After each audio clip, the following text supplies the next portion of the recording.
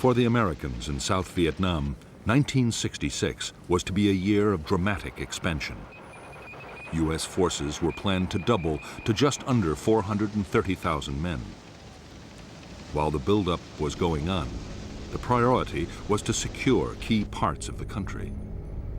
By far the most important was the capital, Saigon.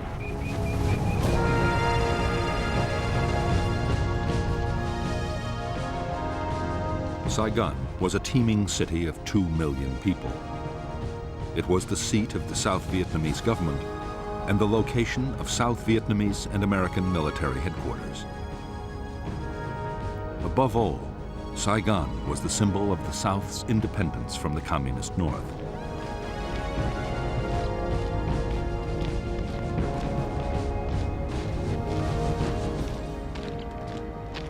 For the commanders of the Viet Cong guerrillas, the capital was the ultimate prize.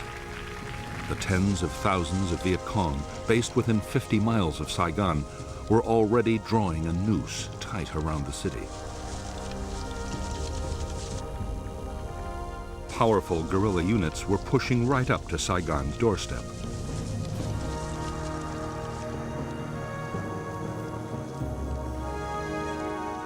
In the countryside around the city, traditional Viet Cong base areas had all the facilities the combat forces needed to prepare their attacks.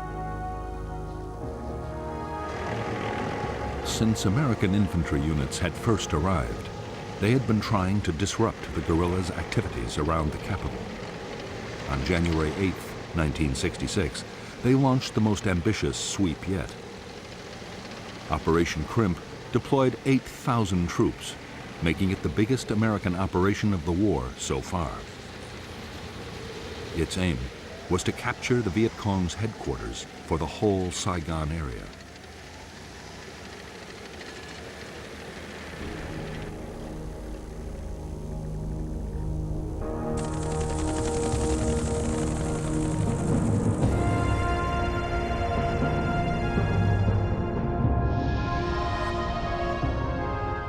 The Viet Cong headquarters for Saigon was believed to be somewhere in the Cu Chi district, the communist stronghold barely 20 miles from the capital.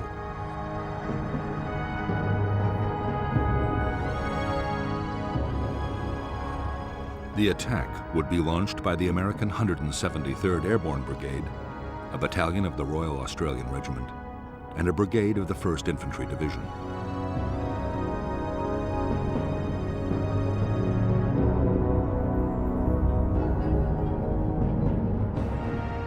North of Cu Chi town was the disused Phil Hall rubber plantation and the forested area the Americans called the Hobo Woods.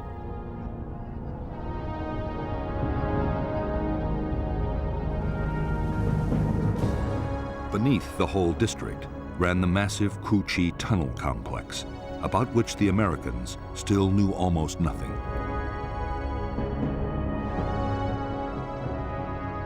In the tunnels were the Viet Cong's Cu Chi military headquarters, a signals intelligence unit, 2 hospitals, the Saigon political office, and the Saigon regional military headquarters, the one the Americans were looking for.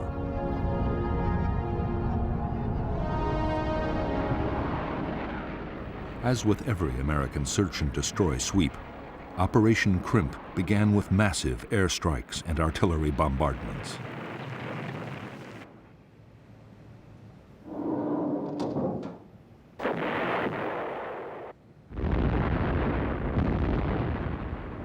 NLF agents had, long before, warned that a big American operation was coming.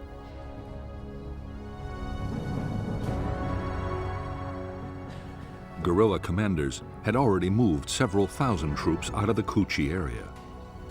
Only 1,000 local guerrillas were left behind, mostly inexperienced teenagers. But with the tunnels to fight from, they were confident they could inflict serious casualties on the Americans.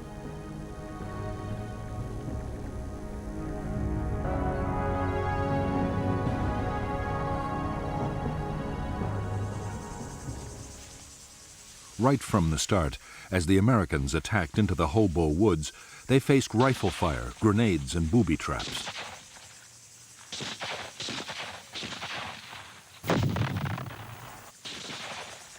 NLF snipers opened up from hidden firing positions and within seconds vanished back into their tunnels. The Americans hardly ever saw the enemy who was firing at them.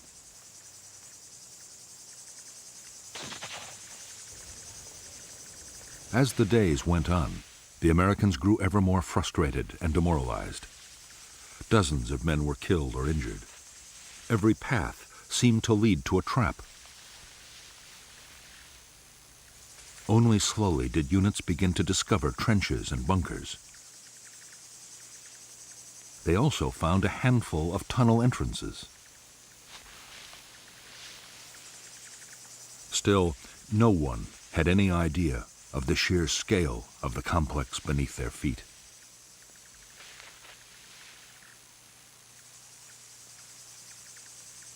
Although the Ku Chi guerrillas had suffered casualties, they had achieved their main objective. The tunnel complex and headquarters had survived virtually intact, as had the whole Viet Cong organization in the area.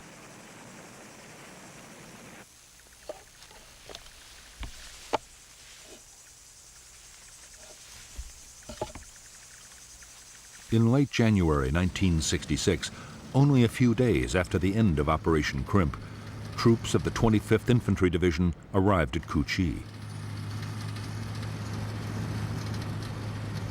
Their orders were to secure the area for the 25th's main base.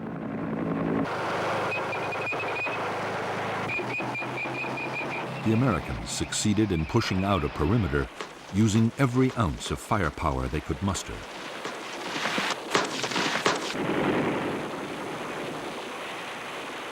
But from the first day, they faced constant harassing attacks from the Cu Chi guerrillas.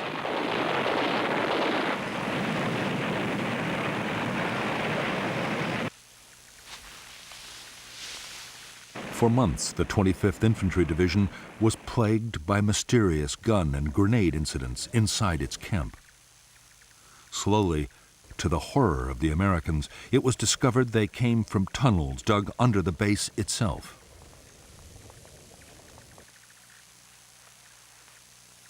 They were eventually found and sealed. But the main tunnel complex, only a few miles away, would keep its secrets for years to come.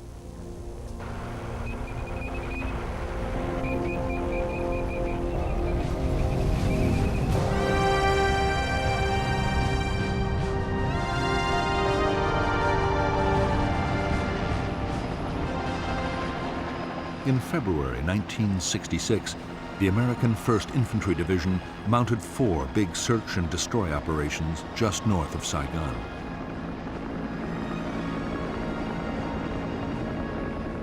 The result was disappointing. There were clashes with units from 2 Viet Cong regiments, but there were no major battles.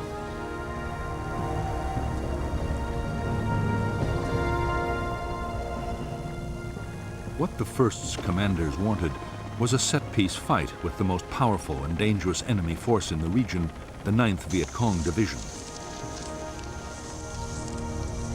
The 9th was made up of veteran regiments and was constantly on the move. The division was now poised to launch its spring offensive.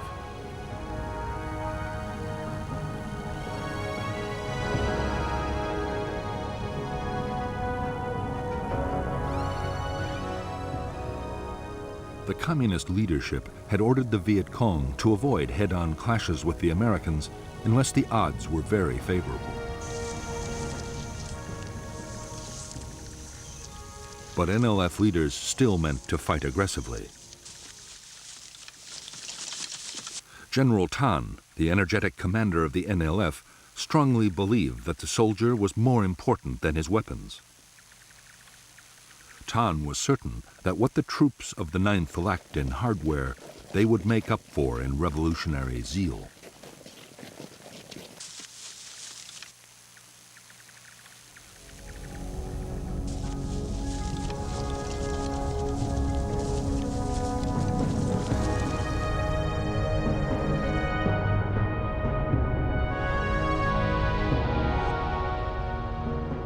From the 9th Division's bases in War Zone C,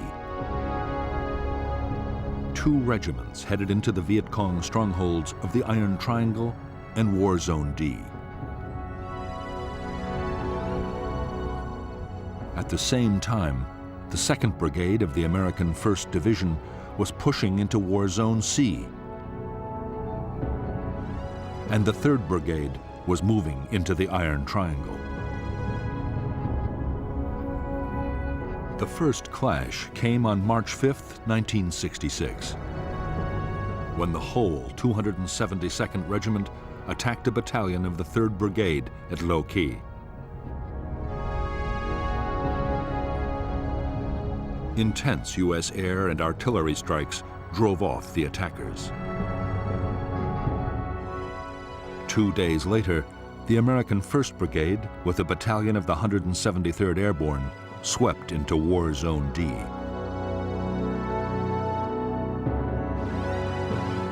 An entire Viet Cong regiment attacked the airborne's positions. Again, devastating U.S. artillery fire turned back the assault.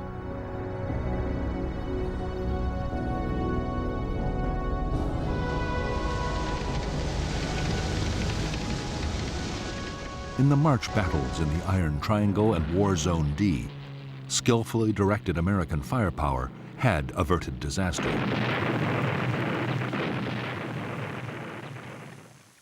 Hundreds of Viet Cong had been killed by artillery and airstrikes.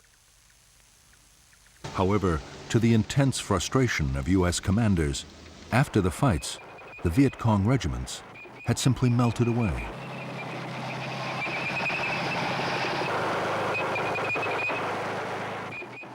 During the weeks that followed, the Americans kept up the tempo of search and destroy operations in front of Saigon. Commanders were determined to make contact with the enemy.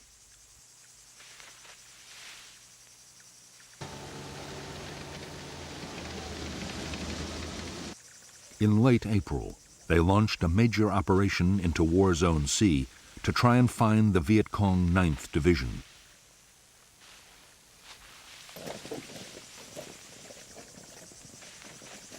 Operation Birmingham lasted for 3 weeks. More than 5,000 American troops of the 1st Infantry Division took part. They were backed by huge numbers of helicopters and armored vehicles.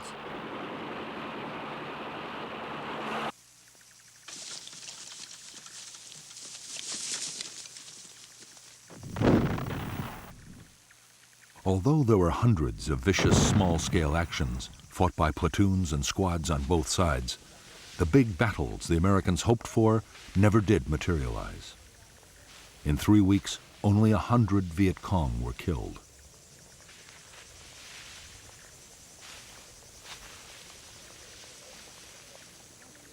Most disturbing of all for American commanders, most of the fighting that had happened had been started by the Viet Cong at the time and place they chose.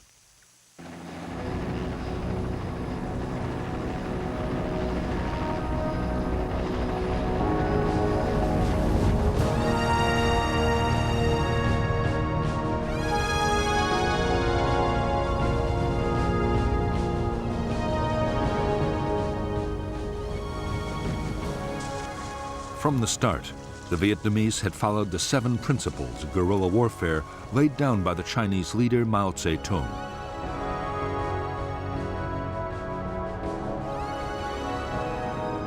To these, General Giap had added 4 more steps. If the enemy advances, we retreat. If he halts, we harass. If he avoids battle, we attack. If he retreats, we follow.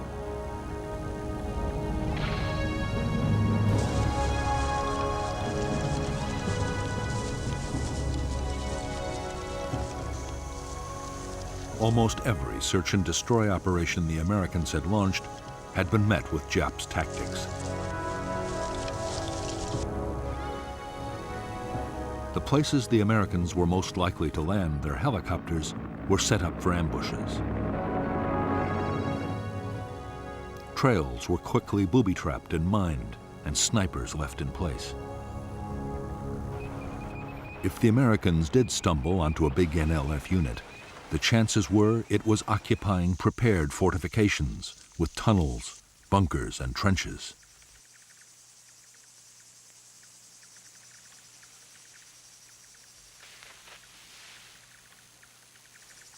It was when the Americans set up a defensive perimeter for the night or created artillery fire bases, as they did during every operation, that the Viet Cong would attack in strength.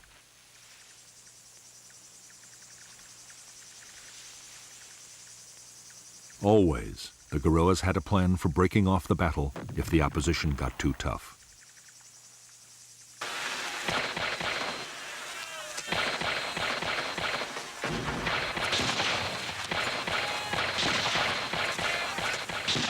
At first, American tactics had been totally unsuited to dealing with a skilled guerrilla enemy. With hard-won experience, that was changing. Commanders learned that helicopter landings had to be fast and aggressive.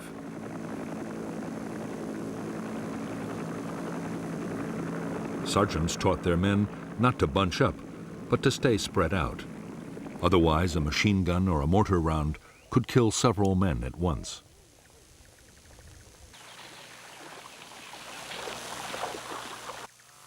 When camp was made, perimeter defenses had to be strong, with clear fields of fire all around. Above all, American soldiers learned they had to be vigilant at all times.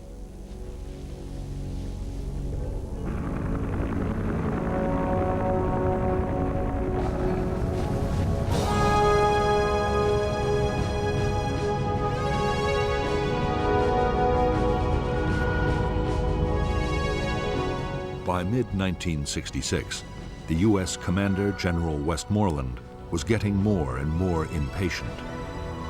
His whole strategy depended on causing the enemy to lose men and equipment faster than they could be replaced. For that, Westmoreland needed big battles.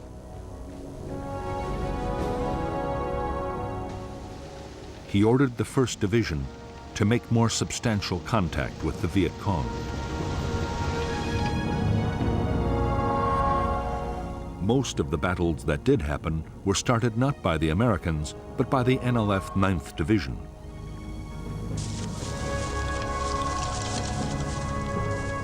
Route 13, linking Saigon to the Cambodian border, was the site for major ambushes. In some, the guerrillas struck with 1,000 troops at a time.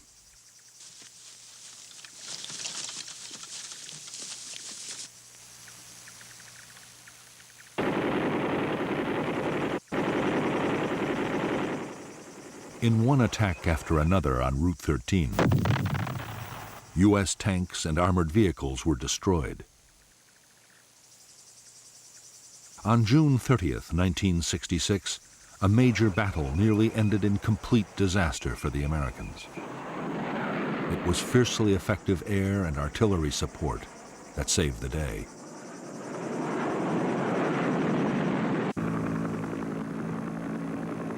Soon after the battles, the whole NLF 9th Division moved back into its most impenetrable base areas.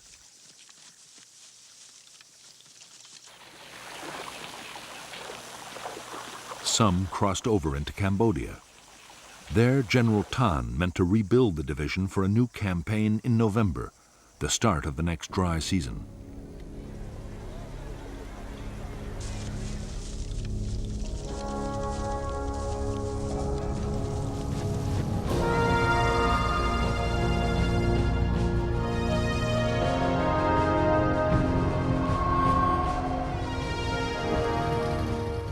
In the past year, the strength of the North Vietnamese Regular Army inside the South had risen to upwards of 60,000 men.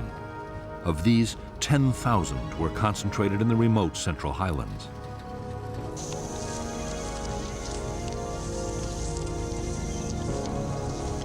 It was this area that General Giap, the North Vietnamese Army commander, saw as a killing zone, a battlefield on which enormous casualties could be inflicted on the enemy.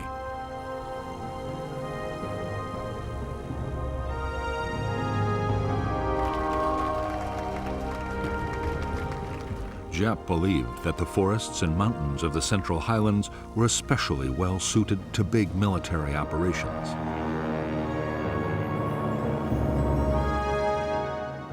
Whole regiments could be hidden, and the highland weather could be relied on to disrupt American air power. The troops would also be close to supplies and reinforcements across the Cambodian border.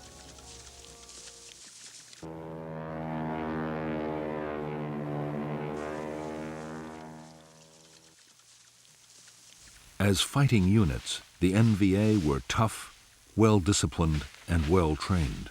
For months, they had been constantly on the offensive. Their main target was the South Vietnamese Army, but isolated American Special Forces camps were also hit.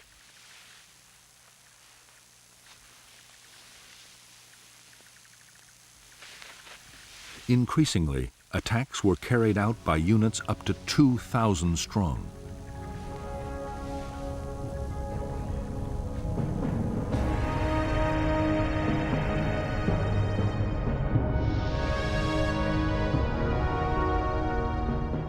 The North Vietnamese Army units in the Central Highlands of Vietnam were part of a strategy meant to keep the Americans off balance.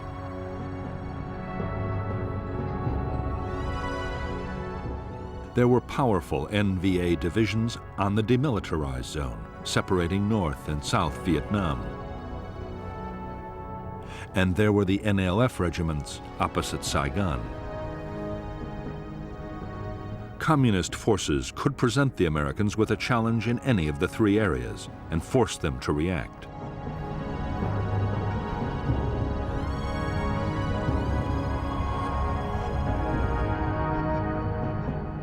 By the middle of 1966, North Vietnamese units crossing the demilitarized zone had successfully drawn the U.S. Marines north.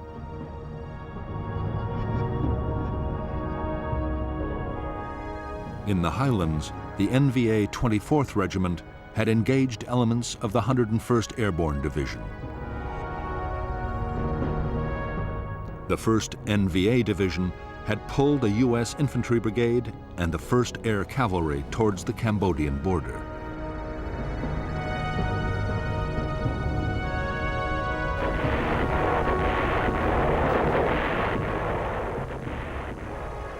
The Americans in the Central Highlands did succeed in inflicting thousands of casualties on the North Vietnamese Army. But in some of the most arduous fighting country in Vietnam, the Americans found it impossible to trap large enemy units.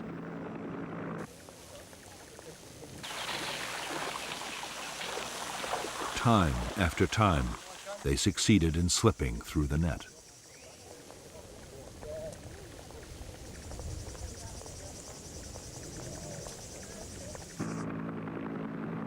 Although the American military were killing 5 North Vietnamese soldiers for every one of their own losses, Northern commanders were still confident.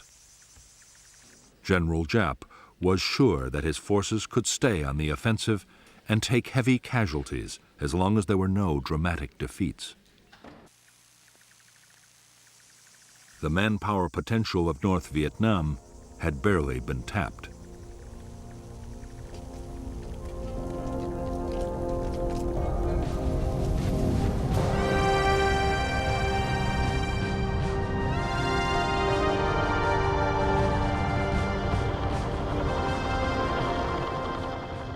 From the start of its war in Vietnam, the U.S. Army had found the conflict to be unlike any other. As Viet Cong attacks proved every day, there was no front line. Each side controlled only the territory immediately around its positions or its bases. The Army was calling it area war.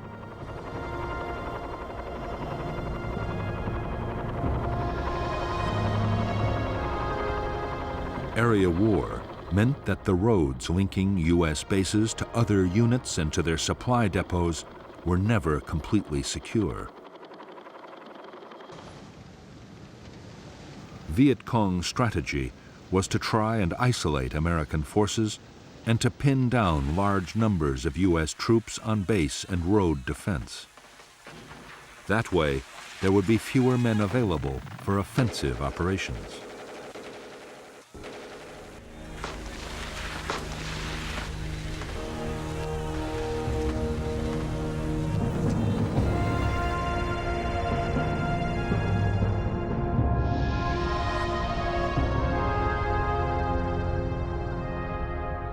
The supply lifelines for the 25th and the 1st U.S. Infantry Divisions were the roads linking their major bases to Saigon, Bien Hoa Air Base, and Long Binh, the biggest supply depot in Vietnam.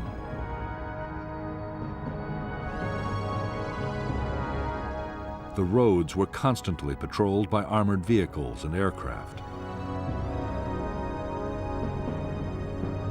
In August 1966, the 25th Division was tasked with clearing the way for a new American unit, the 196th Light Infantry Brigade. The 196th was to be based at Ta Ninh to secure Route 22, running through the NLF base area of War Zone C.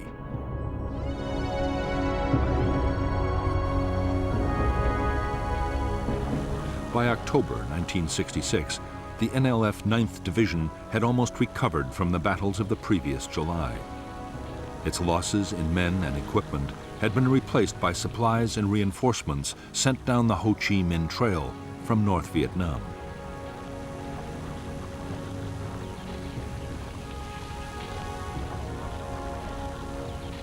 With the dry season coming, the 9th was busy in War Zone C preparing for its next offensive.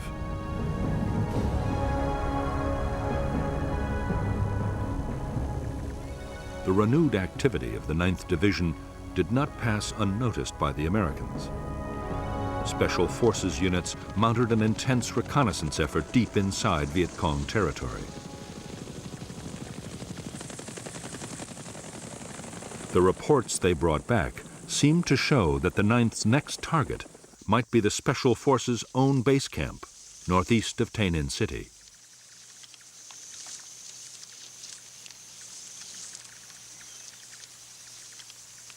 American commanders were determined to disrupt the Viet Cong's plans. The 196th Brigade was ordered to mount aggressive search and destroy sweeps near the Special Forces camp area.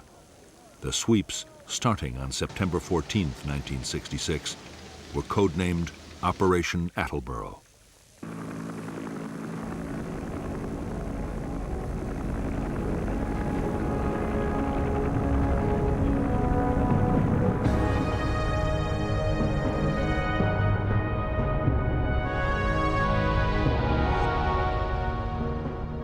Operation Attleboro was launched by the 196th Light Infantry Brigade together with 22,000 South Vietnamese soldiers and GIs from the 1st, 4th, and 25th Infantry Divisions. Almost at once, huge supply caches belonging to the NLF 9th Division were found by the Americans south of the Michelin rubber plantation. It was believed the NLF were somewhere between the plantation and the American Special Forces base at Suy Da.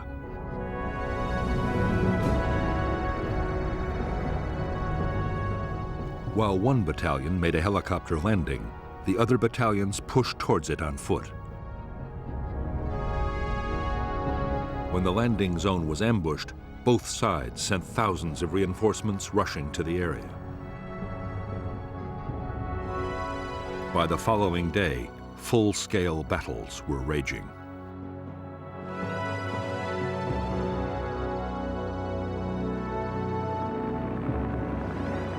In the first days of Operation Attleboro, almost every fresh American unit sent in was ambushed.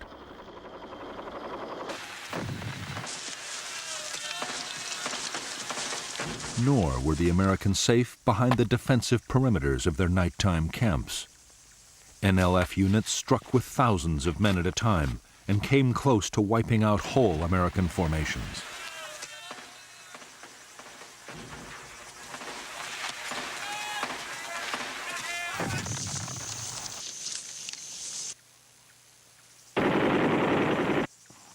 It was intense air and artillery support that, in the end, as in so many battles, saved the Americans from disaster.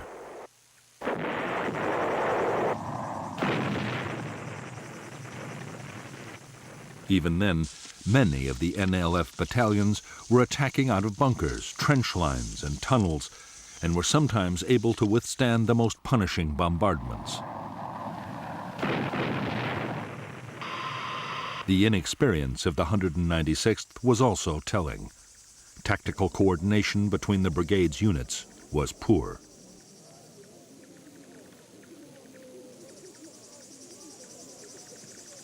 Although the situation was desperate, American commanders in Saigon also saw a major opportunity. Attleboro might be a chance to fight the kind of big battle they had been looking for.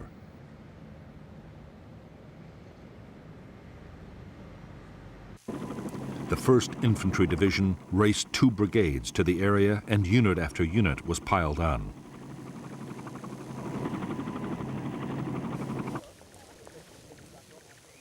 The 11th Armored Cavalry Regiment, only just arrived in Vietnam, was also thrown into the battle. Within days, there were 22,000 American troops in the Attleboro area.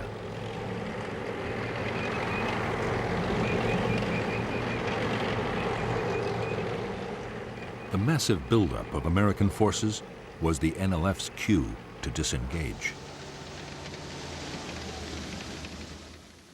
Although fierce firefights continued wherever the two sides came into contact, the 9th Division began to withdraw.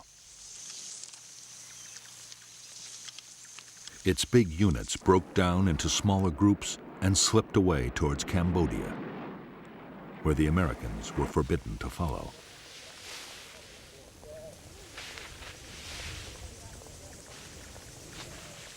In Operation Attleboro, the Americans had failed to destroy the 9th Division in an all-out battle. On the other hand, in 6 weeks, more than 1,000 NLF had been killed, for the loss of 155 American dead and fewer than 800 wounded.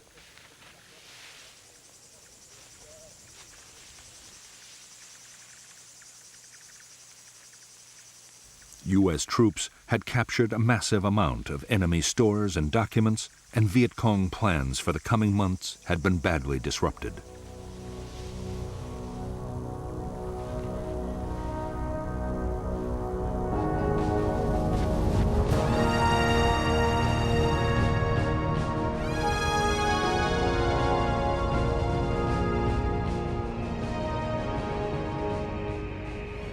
By the end of 1966, American forces in Vietnam had grown to 385,000 men, plus another 60,000 sailors off Vietnam shores.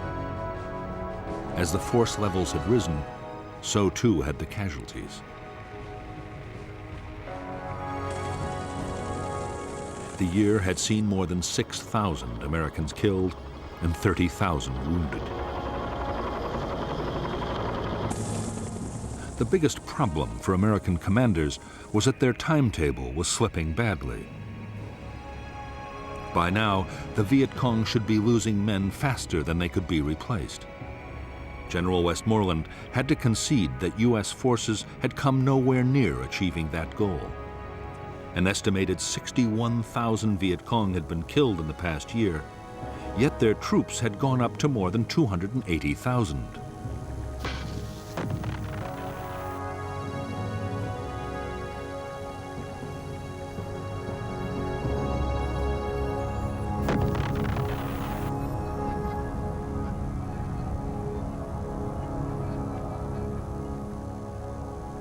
Part of the problem was that the American bombing campaign against North Vietnam and its supply routes to the south was still failing.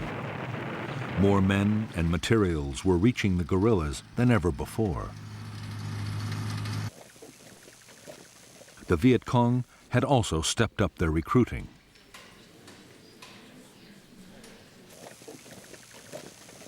There was one cause for optimism on the American side. Operation Attleboro had seemed to show the Viet Cong would fight if their base areas were threatened.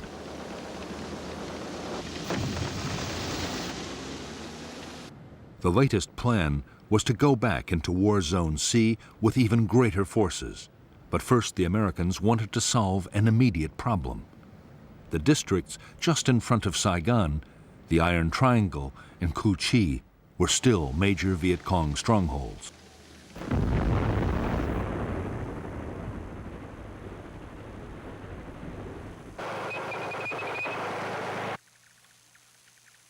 The American plan was to attack into the Iron Triangle with more than 2 divisions. The guerrillas would be trapped in their own base areas and annihilated. At the same time, another attempt would be made to capture the Viet Cong Saigon military headquarters. The whole area would then be systematically destroyed.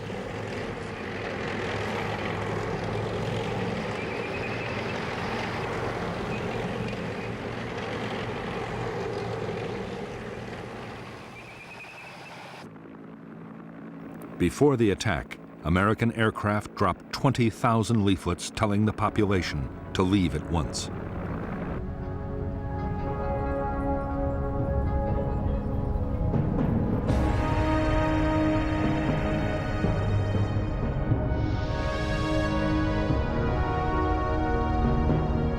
The Iron Triangle was an area of 60 square miles lying between the Saigon River and Route 13, with the village of Ben Suc on its western side. A major Viet Cong tunnel complex ran under the whole district. The 272nd Regiment of the NLF was operating there, along with 2 battalions of NLF Main Force, 2 independent NLF battalions, and the Phu Loi Battalion. But on the eve of the American offensive, most troops were withdrawn. Only local NLF companies were left to defend important installations. The American plan for Operation Cedar Falls was that the 25th Infantry Division and other units would occupy blocking positions on the western side of the Saigon River, forming an anvil. The 1st Division and the 173rd Airborne Brigade would assault from the north and the east, with a battalion landing at the village of Ben Suc. Meanwhile, the 11th Armored Cavalry Regiment would act as the hammer, smashing through the center of the triangle.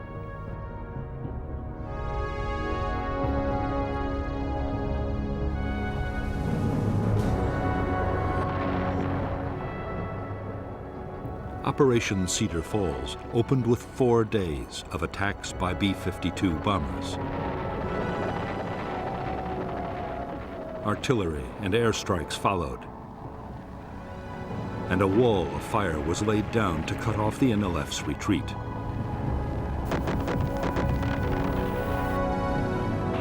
On January 8, 1967, 16,000 U.S.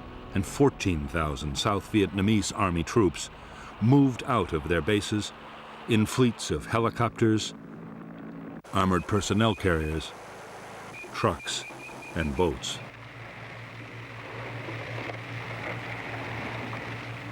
In the first hours of Operation Cedar Falls, the village of Ben Suc had been captured with barely a shot fired. The local company of 100 NLF fighters had been taken completely by surprise.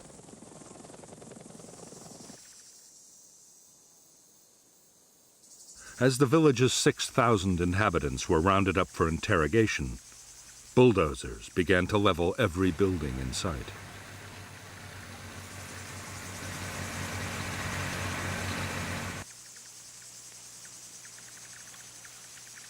The American operation to smash the Iron Triangle lasted 19 days.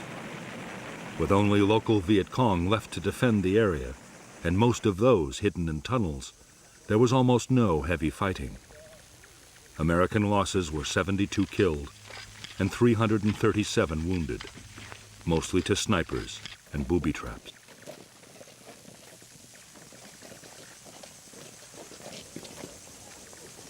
In Ben Suc and in the Tan Dien forest, the Americans uncovered dozens of tunnel entrances. By now, they were better prepared. Specialists, known as tunnel rats, had trained to go down tunnels and explore.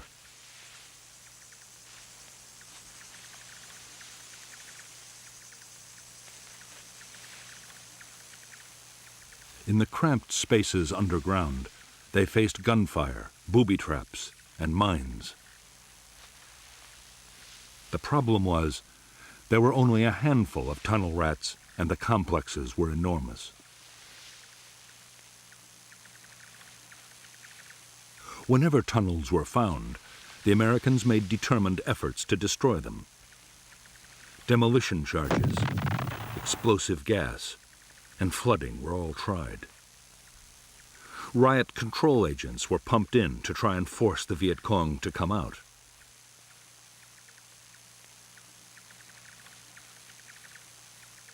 Nothing really worked. The tunnels were designed so that neither gas nor water could penetrate far.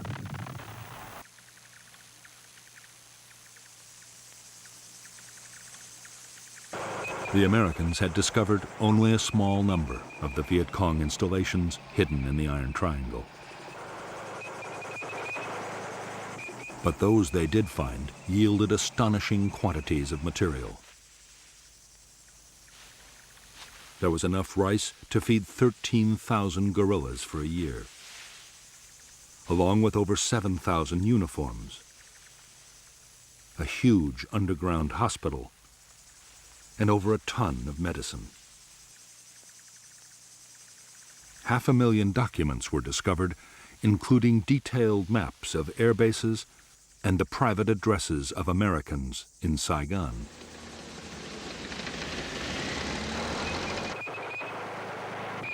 Some U.S. commanders immediately hailed Cedar Falls as a major success. Westmoreland was much more cautious. The main NLF military headquarters had not been found. Neither had any sizable enemy unit been brought to battle and destroyed. In the end, 720 Viet Cong had been killed for the loss of 72 Americans.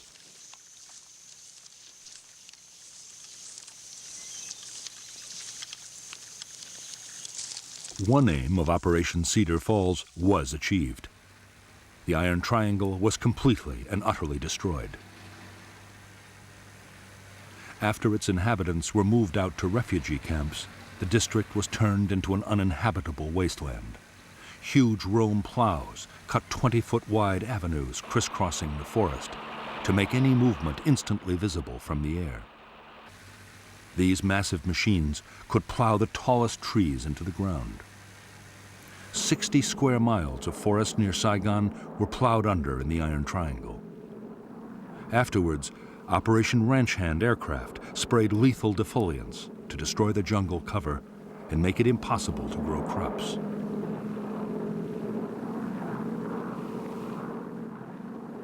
After the Americans had pulled out, almost the whole of the Iron Triangle was designated a free fire zone. Artillery or bombs could be rained down at will, and anyone that moved could be attacked from the air.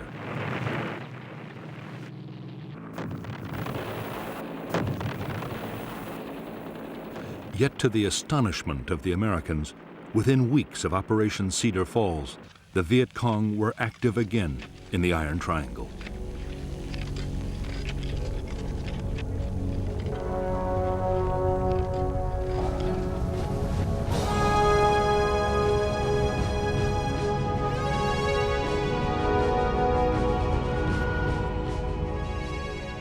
By mid-February 1967, American commanders had again turned their attention to War Zone C and the NLF's 9th Division. The new offensive was codenamed Junction City. Westmoreland had ordered his commanders to think big, and they had planned the most ambitious search and destroy operation of the war so far. 30,000 American troops would take part, together with 5,000 men from the South Vietnamese Army.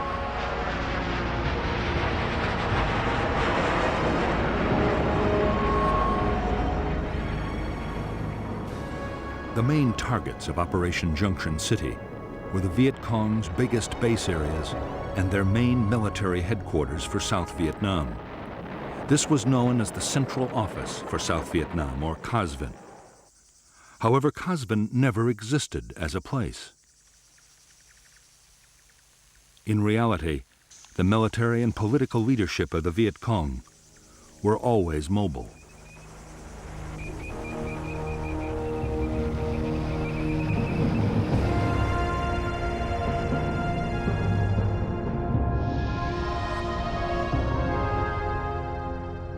The Viet Cong base areas of War Zone C held the 9th Division's 3 regiments, a regiment of the NLF's new 5th Division, and 2 North Vietnamese Army regiments, altogether more than 10,000 troops.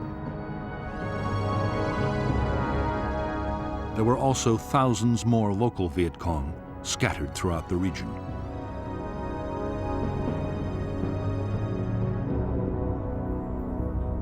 Operation Junction City called for 2 American brigades to block the Viet Cong's escape to the west over the Cambodian border. 2 more would block to the east. Infantry and airborne forces would close off the north by helicopter and parachute landing, forming a giant horseshoe. Armored cavalry and infantry brigades would then sweep northwards, overrunning all enemy units in their path.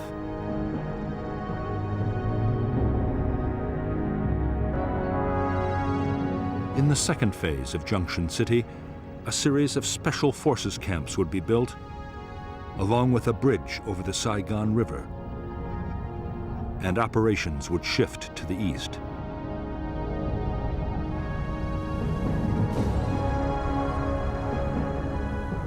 By February 21, 1967, the Americans were ready to launch Junction City.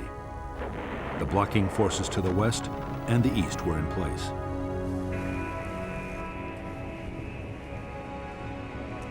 All that remained was to insert the northern force.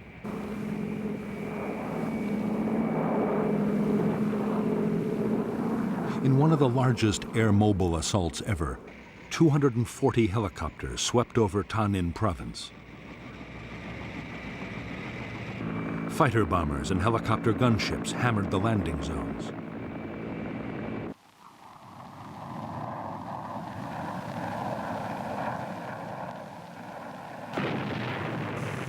Within hours, 2,000 troops were deep inside Viet Cong territory. At the same time, in the first parachute drop of the Vietnam War, nearly 800 men of the 173rd Airborne completed the American Horseshoe.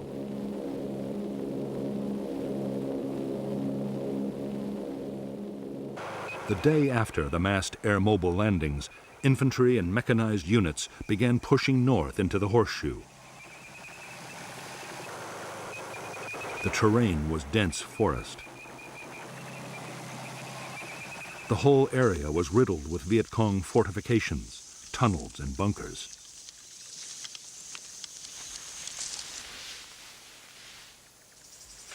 Although there were scattered firefights, and the Americans lost men to snipers and booby traps, there were few big actions.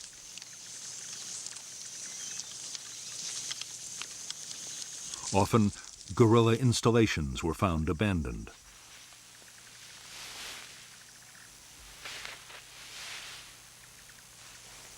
The battles that did happen were started by the Viet Cong.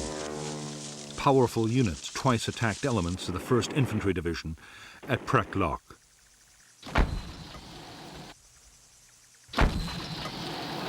Furious American bombing and artillery fire drove off the assaults.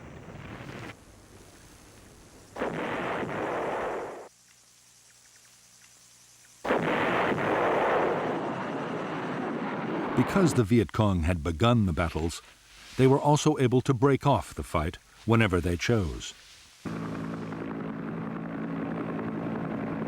Nor were the American blocking forces able to trap them and make them fight. The dense vegetation meant the guerrilla battalions could break down into platoons and filter through American lines. By now, the Viet Cong military leadership the Americans were searching for had also slipped away, across the border into neutral Cambodia.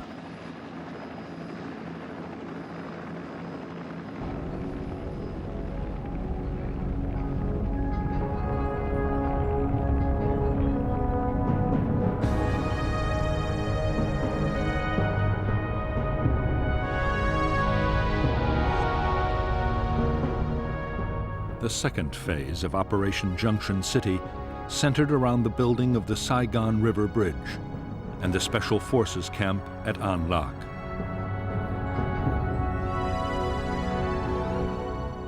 Convoys of trucks shuttled up and down Route 13 with building materials. For defense, artillery fire bases, including Fire Support Base 20, were scattered along the road. Firebase Gold and Landing Zone George were created for search and destroy sweeps.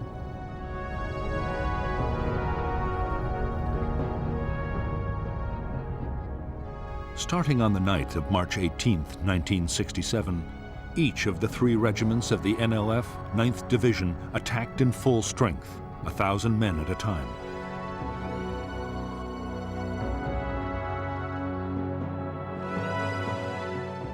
Each attack was driven off by overwhelming American air and artillery fire.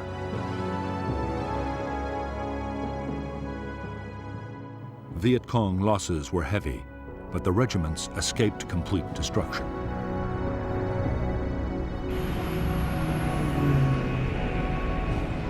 Operation Junction City lasted 72 days.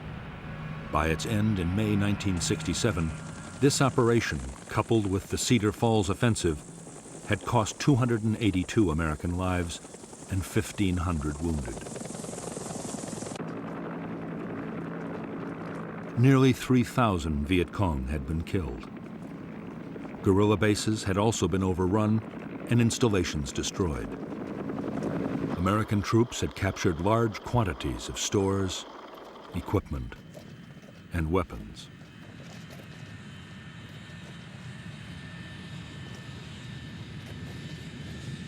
Although some American commanders hailed Junction City as a turning point in the war, the operation was barely over before doubts began to surface. Like Attleboro and Cedar Falls before it, Junction City had inflicted casualties, but there had been no great battles of annihilation. The Viet Cong's regiments were bruised, but still intact. Nor did the Americans or the South Vietnamese Army have the forces to occupy the area indefinitely.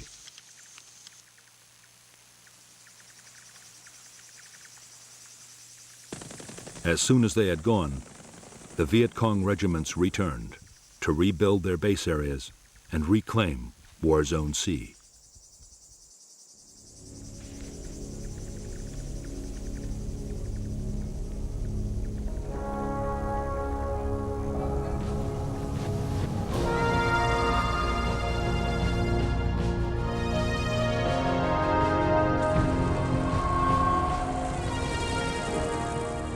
In July 1967, the U.S. Defense Secretary Robert McNamara flew to Saigon to discuss strategy with American and South Vietnamese leaders and officials.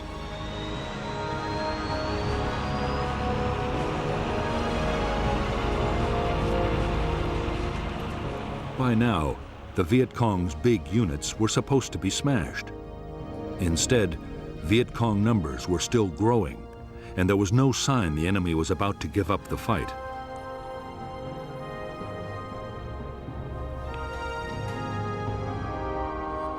McNamara had already recommended an increase in U.S. troop strength to more than 500,000 men. But now, he doubted even that would produce victory soon.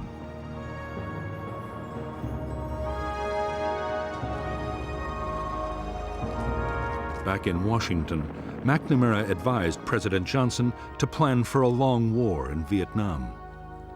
There should be less emphasis on battlefield victories.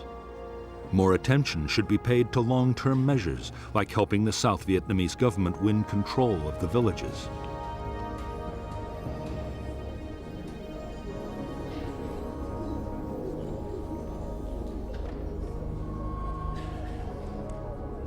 Meanwhile, the cost of the war in casualties and dollars should be kept down in case the American public lost patience.